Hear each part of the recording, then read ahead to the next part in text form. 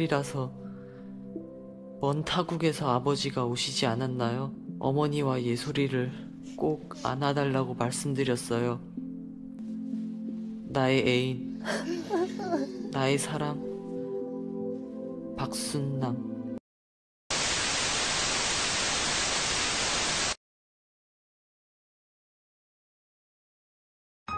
Sesuai request salah satu dari kalian, kali ini kami akan membahas film yang berasal dari Korea Selatan.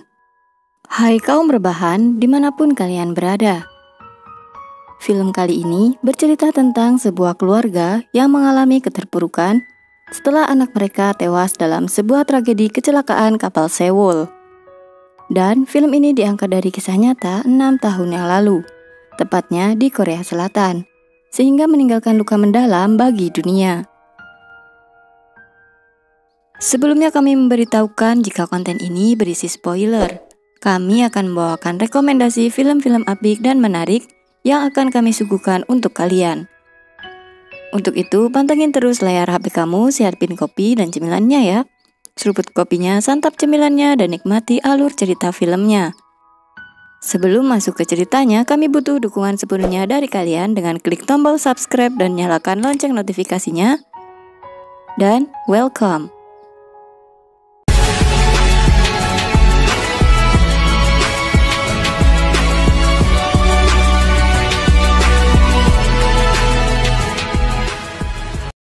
Di tanggal 16 April 2014, kapal feri Sewol membawa 476 penumpang. Dan 325 di antara mereka ialah siswa yang akan liburan ke Pulau Jeju dalam rangka acara sekolah. Namun sebuah kemalangan terjadi pada kapal tersebut. Kapal itu tenggelam di perairan lepas pantai selatan dan menewaskan 304 orang penumpang. Kisah nyata ini diangkat oleh sutradara Lee Jong-un dengan judul Birthday. Film ini dirilis pada 3 April 2019. Bertepatan dengan hari peringatan 5 tahun tragedi Sewol. Inilah alur cerita film Birthday. Di awal ceritanya ada seorang pria bernama Jung Il. Dia adalah ayah dari 2 orang anaknya bernama Suho dan Yesol, yang tengah pulang bekerja dari luar negeri. Menyusuri jalanan Korea Selatan yang gemerlap dengan tata kotanya yang membuat semua mata ingin menjelajahi ke negara itu. Jung Il akhirnya menemui istrinya bernama Sonam. Namun saat melihat yang datang ialah suaminya, Sonam pun tidak membukakan pintu. Sonam kesal dengan suaminya karena meninggalkannya bekerja ke luar negeri terlalu lama, bahkan saat anaknya meninggal dalam tragedi itu.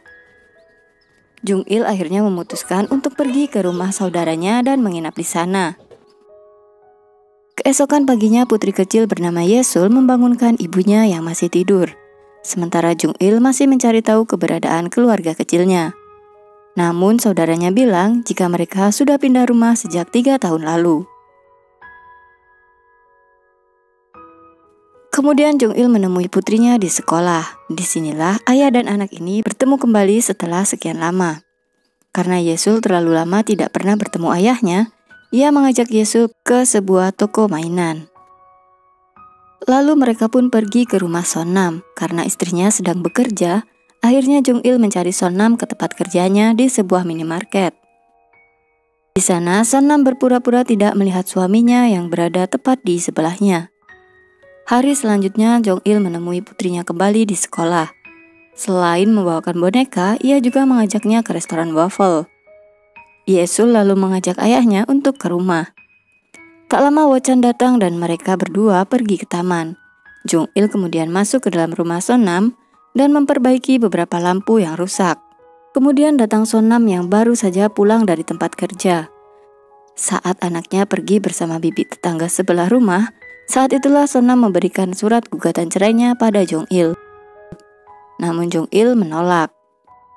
Beberapa hari kemudian, ketika Jung Il menjemput anaknya, dia bertemu dengan seorang direktur yang membantu para korban ketenggelamnya kapal Sewol bernama Yong Jun. Saat berbincang mengenai Suho, mereka merencanakan untuk memperingati hari ulang tahun Suho, yang memang diperingati setiap tahunnya.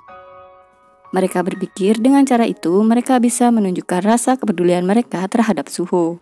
Semakin hari hubungan Jong-il dan Yesul jauh lebih dekat layaknya hubungan ayah dan anak. Saat malamnya ketika Sonam akan membuang sampah, ia melihat Jong-il mengantar pulang putrinya. Di sana mereka pun membahas tentang ulang tahun putra pertamanya. Ketika beranjak tidur, Sonam melihat video dan chat terakhir anaknya hingga membuatnya larut dalam kesedihan. Suatu hari Sonam menjemput Jung-il dan mereka menuju makam putranya. Di sana pun ramai para orang tua korban tenggelamnya kapal Sewol. Di tengah keterpurukan mereka, setiap pulang berziarah ke makam anak-anak mereka, para orang tua itu pun mengadakan acara layaknya anak mereka yang tengah berkumpul-kumpul bersama teman-temannya. Sonam yang justru kesal dan menambah ia semakin berduka, ia kemudian meninggalkan suaminya di pemakaman.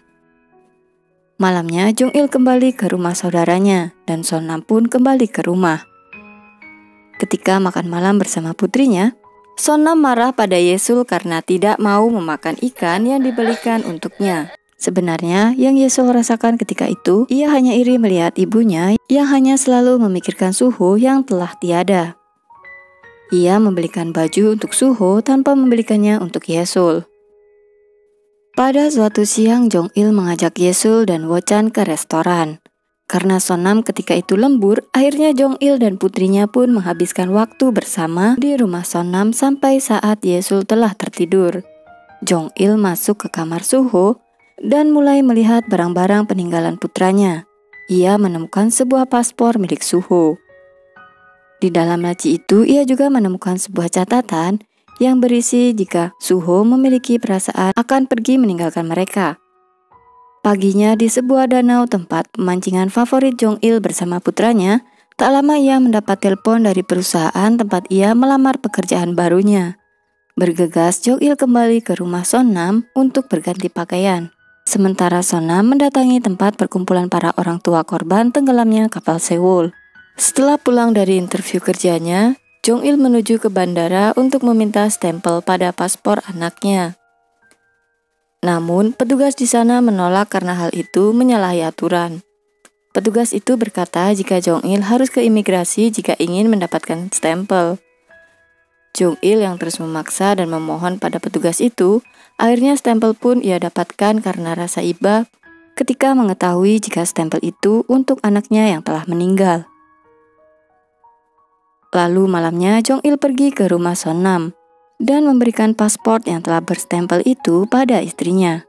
Rupanya tragedi 6 tahun lalu itu telah membuat kedua pasangan ini benar-benar sangat terpuruk.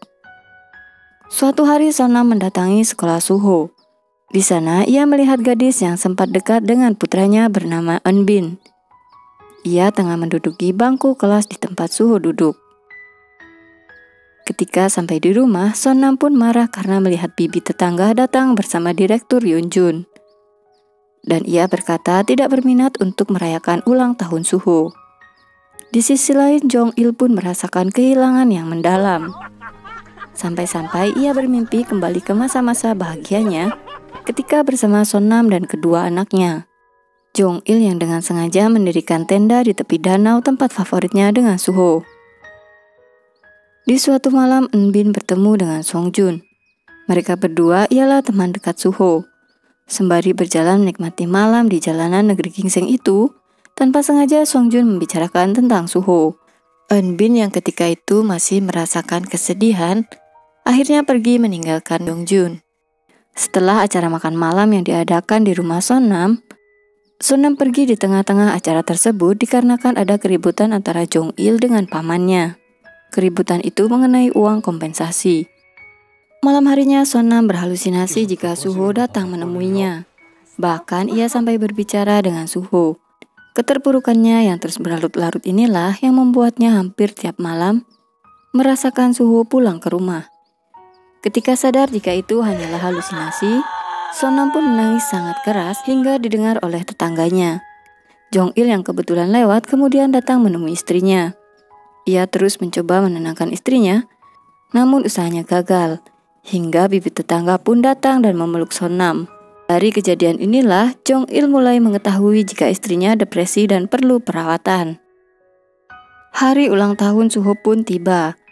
Disinilah momen di mana rasa haru para penonton akan diuji.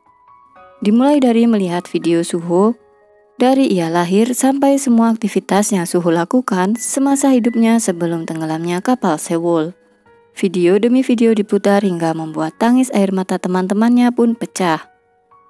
Termasuk kedua orang tua Suho dan juga adiknya. Dalam video terakhir, Wochan membacakan puisi Suho yang dipersembahkan untuk ayah dan ibunya. Dalam puisi tersebut, Suho menyatakan betapa sayangnya ia terhadap Pak Sonnam ibunya. Bahkan dalam puisi itu, Suho meminta agar ayahnya terus menjaga dan memeluk ibunya jika sudah pulang. Dari puisi itulah yang membuat kedua pasangan ini semakin membaik. Mereka mulai membuka lembaran baru kehidupan mereka demi anak perempuannya yaitu Yesul. Itulah alur cerita film Birthday, film keluarga berdurasi 2 jam yang menguras air mata para penontonnya. Jika ada alur yang kurang atau sulit dimengerti, kami mohon maaf. Buat kalian yang mempunyai review film, silakan request banyak-banyaknya. Dan kami dengan senang hati akan menceritakannya untuk kalian. Terima kasih sudah menonton sampai habis. Tetap berhati-hati dalam menjalani hidup kalian. Dan sampai jumpa di alur cerita film menarik berikutnya. 너도 공항에 올 거야? 당연히 갈 건데. 아빠 없어도 잘 지켜라. 뭘? 박순남 씨? 전예술 양도